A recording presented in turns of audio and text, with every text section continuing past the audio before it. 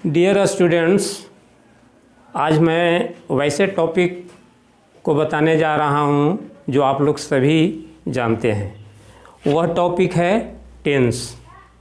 सर्वप्रथम टेंस के बारे में मैं बताना चाहता हूँ। टेंस क्या है? Which time has gone in doing the function of verb is called tense. क्रिया के करने में जो समय लगता है उसी को हम टेंस कहते हैं। जैसे in this time I am teaching, इस समय मैं पढ़ा रहा हूँ, तो पढ़ाने के काम में जो समय लग रहा है उसी को हम टेंस कहते हैं। अब प्रश्न उठता है what kinds of tense. Tense कितने प्रकार के होते हैं? तो there are 3 kinds of tense in English. English में 3 टेंस होते हैं, प्रेजेंट टेंस, पास्ट टेंस और future tense. A running time is called present tense, gone time is called past tense, it will be tomorrow time. Future tense, it will be tomorrow time. अब ये तीनों tense के 4 forms होते हैं, present indefinite, present imperfect, present perfect, present perfect continuous. Past indefinite, past imperfect, past perfect, past perfect continuous. As the same indefinite, imperfect, perfect, perfect continuous. तो आप कम समय में टेंस पर कैसे विजय प्राप्त करेंगे, इस पर मैं चर्चा कर रहा हूँ। सर्वप्रथम मैं प्रेजेंट इंडिफिनिट टेंस के बारे में मैं बताने जा रहा हूँ कि how can you recognise present indefinite tense. When the word ता है, ती है, ता हूँ, ते हो add in the last of the sentence is called present indefinite tense. जिस वाक्य के अंत में ता है, ती है, ता हूँ, ते हो ऐड होता है वह प्रेजेंट इंडिफिनिट टेंस कहलाता है। इसका स्ट्रक्चर है subject plus V1 V5 plus object. ये V1 और V5 प्रेजेंट इंडिफिनिट टेंस में व्यवहार किया जाता है। V1 का प्रयोग कहाँ होता है और V5 का प्रयोग कहाँ होता है, मैं आपको बता देना चाहता हूँ। आई वी यू दे के साथ V1 का प्रयोग होता है और ही सी इट नेम के साथ V5 का प्रयोग किया जाता है और उसके बाद ऑब्जेक्ट को हम रख देते हैं। जैसे राम पुस्तक पढ़ता है, राम रीड्स ए बुक। यहाँ पर V5 का प्रयोग हुआ है क्योंकि राम जो है 3rd पर्सन का सिंगुलर नंबर है। अब आइए present imperfect tense. Present imperfect tense में व्हेन द वर्ड रहा है, रही है, रहा हूँ, रहे हो add in the last of the sentence is called present imperfect tense. इसका स्ट्रक्चर है subject plus is are am plus V4 plus object. I के साथ एम का प्रयोग किया जाता है, यू वी दे के साथ आर का प्रयोग किया जाता है और ही सी इट नेम के साथ इज का प्रयोग किया जाता है और V4 देने के बाद ऑब्जेक्ट को रख दिया जाता है। जैसे मैं गाना गा रहा हूँ, I am singing a song. यहाँ पर V4 का प्रयोग होता है प्रेजेंट इम्परफेक्ट में। पास्ट इम्परफेक्ट में भी V4 का प्रयोग होता है और फ्यूचर इम्परफेक्ट में भी V4 का प्रयोग किया जाता है। ठीक उसी तरह से आप देखें present perfect tense. When the word या है, ई है, ए है, चुका है, चुकी है, चुके हो, चुका हूँ add in the last of the sentence is called present perfect tense. इसका स्ट्रक्चर है subject plus have, has plus V3 plus object. अब है कि हैव और हैज का प्रयोग बच्चों कहाँ किया जाता है? व्हेन द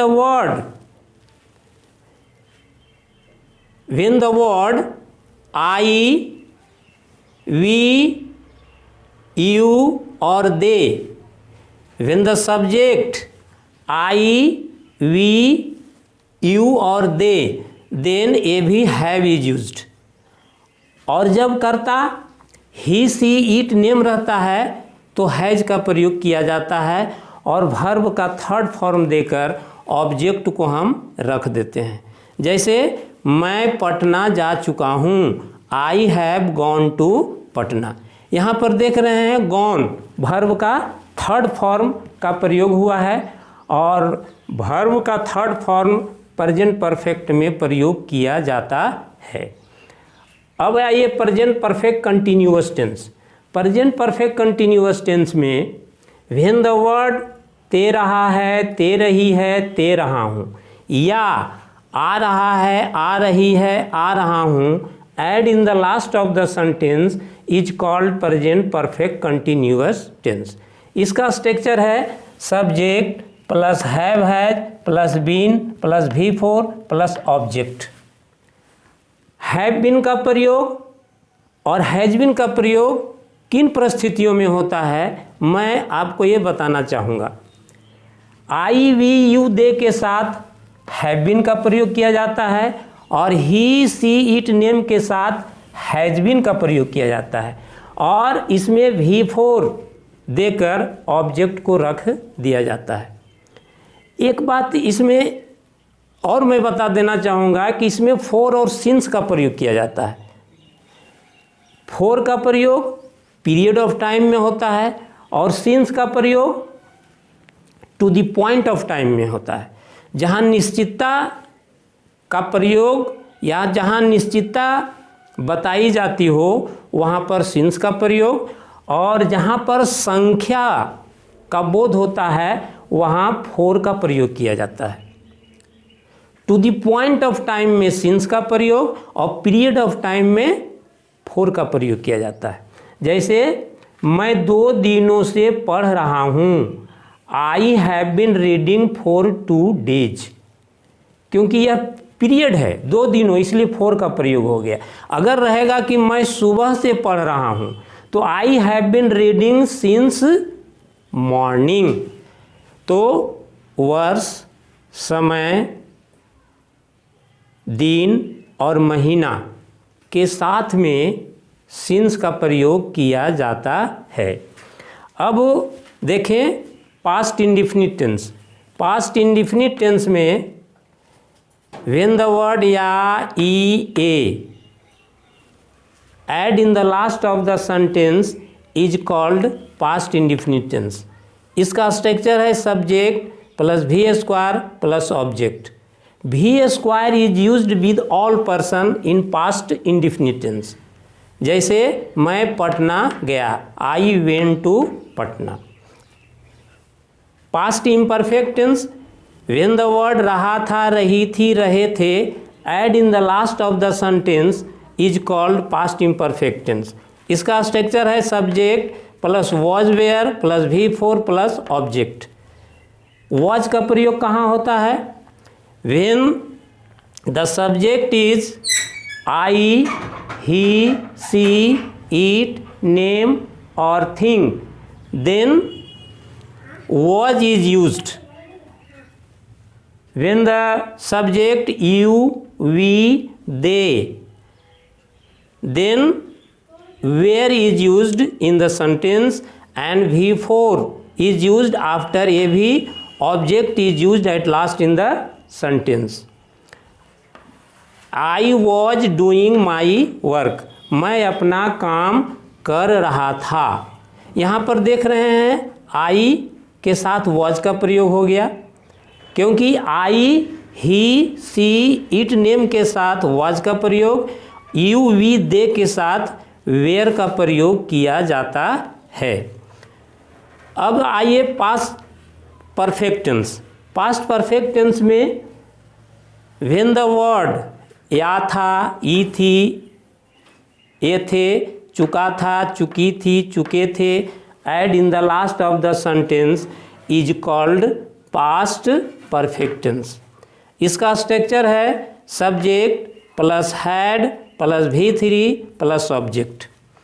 यहाँ हैड का प्रयोग बच्चों ऑल पर्सन्स के साथ किए जाते हैं।